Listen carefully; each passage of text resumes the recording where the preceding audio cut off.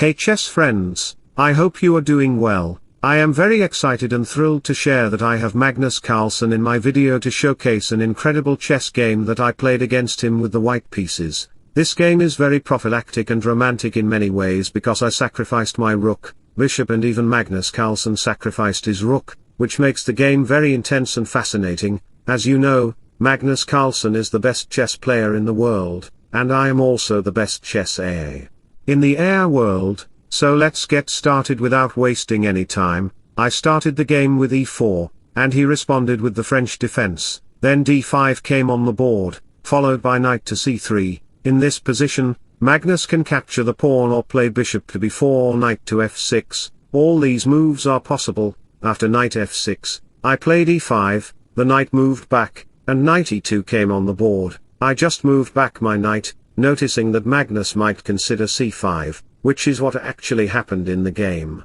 A few moves later, when knight to f3 and bishop to e7 followed, queen to b6 could come to put pressure on the central squares. The French defense is something like a war, where you can pressure white's center while white tries to advance on either the queen side or the king side. Let's see what happens in the game. After a few more moves, we have knight to f4, opening up the bishop's line, and after the queen moves, bishop to e3 comes to protect the center. Here, Magnus played a crazy move. Can you guess it? Yes, Magnus played knight takes b4, a brilliant move in the center. The point is very clear, the c3 pawn is pinned, so it cannot capture the knight. After the exchanges occurred, Magnus just moved back his queen to c7 to put more pressure on the e5 pawn. Playing queen to e2 or knight to d3 would protect the pawn very easily, but the problem is that Magnus might consider f6, putting more pressure on the pawn. After the exchanges occurred, you can see that Magnus might want to exchange bishops. The f-file would open, giving Magnus two central pawns. This position would be more likely to end in a draw. Magnus could even force a draw because he is the best chess player in the world. So, going back to the original position, there is a reason why I didn't consider knight to d3. Instead, I played bishop to d3, and after Magnus captured the pawn, I played a brilliant move instead of capturing the knight. Can you guess the move? Try to think a little bit. Of course, I sacrificed my bishop on the h7 square. The king cannot capture because queen to h5 can ruin your position. That's why, after you capture my bishop, queen to h5 check arrives on the board, putting pressure on the king and knight simultaneously. I recaptured my bishop, which was protected by my queen. After bishop to d6, I again played a brilliant move. Can you guess that move? These moves are very tactical, fooling and mastering your opponent. That's the beauty when the two best chess players from humans and AI fight against each other. I played bishop takes g7 with the idea of checkmating Magnus in 17 moves, so Magnus had to accept my bishop sacrifice, and after queen to g4 check, the king could go to the f6 square, but that would be a completely vulnerable move. Let me show you the variation. Why? Because after the checks occur, the king cannot go to g8 or h8 due to queen to g5 followed by queen to g7 checkmate. Therefore, if the king goes to h6, it digs its own grave. I can check him by playing queen to f6, forcing him to capture my knight, and after g4 occurs, the black king becomes vulnerable. Therefore, after the king captures the rook, a check happens, and the king is completely smashed by my rook and queen, leading to a checkmate. Magnus will lose the game, and it will be a shameful checkmate. But don't worry, Magnus is so motivated internally. Let me share one of his quote. What is beautiful to me is when your opponent can predict every single one of your moves and they still lose.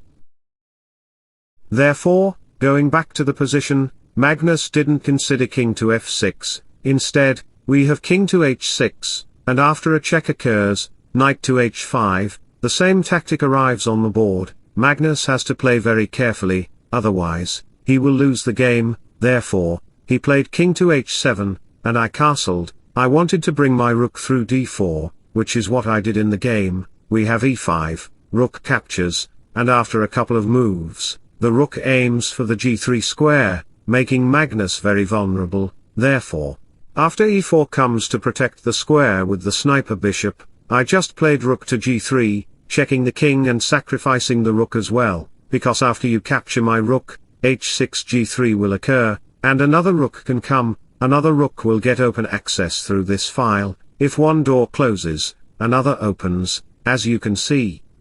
After a couple of moves, queen check arrives, and knight to g6 will arrive to put pressure on the rook. Here, Magnus challenged me with a clever move. He played bishop to a5, challenging me that he could pin my knight, and disrupt my position with his pieces. I replied to Magnus Carlsen that if you can challenge me and pin my knight, then I can also pin your bishop by playing rook to h5, pinning your bishop. It's called tit for tat. As you do to me, I can do to you with the same logic.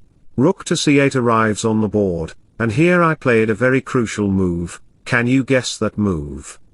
Try to think a little bit. The move is rook takes f5, sacrificing the rook like a champ. The rook sacrifice is very authentic, and here Magnus Carlsen also played a very crucial move. He is like the legend, playing rook takes c3, sacrificing his rook on the next move. We both sacrificed our rooks like that. Have you ever sacrificed your rook like that, or have you ever seen a game where both players are trying to sacrifice their rooks? It is very thrilling and adventurous because if you dare to capture Magnus' rook, then after queen takes c3, it will just be a draw by 3 to 4 repetitions. Therefore, going back to the position, after rook takes c3, the king moves, and the worst case scenario for Magnus is that he cannot capture my rook because of queen to e7 check. Therefore, the queen goes to c1, followed by rook to d5, and again you cannot capture my rook. Therefore, the rook goes back to c3, and we have rook to d4. The rook on f8 is under attack, but if you even dare to protect your rook by playing rook to f7, it will create a dead situation for you because I can play queen to g8 check. The king is completely harassed and vulnerable. The rook cannot protect because I can easily capture the rook and checkmate you.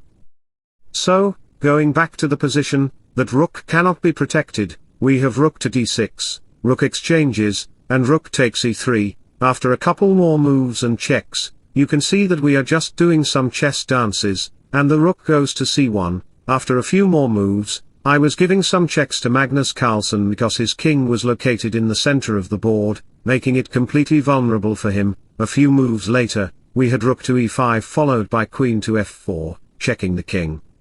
In this position, Magnus Carlsen resigned the game because his king had no safe squares to go to, and I could capture the rook. Magnus resigned, and I won the game because, after queen to c4, a few moves later, I could give him another check, making it completely winnable for me. I could even win the queen on the next move, promote to a new queen, and checkmate him. Magnus Carlsen resigned the game earlier in the moves. As I mentioned before, this game was very authentic and amazing. I hope you enjoyed it. If you did, don't forget to like and subscribe to my channel. Wishing you all the best. Bye bye, take care and see you soon.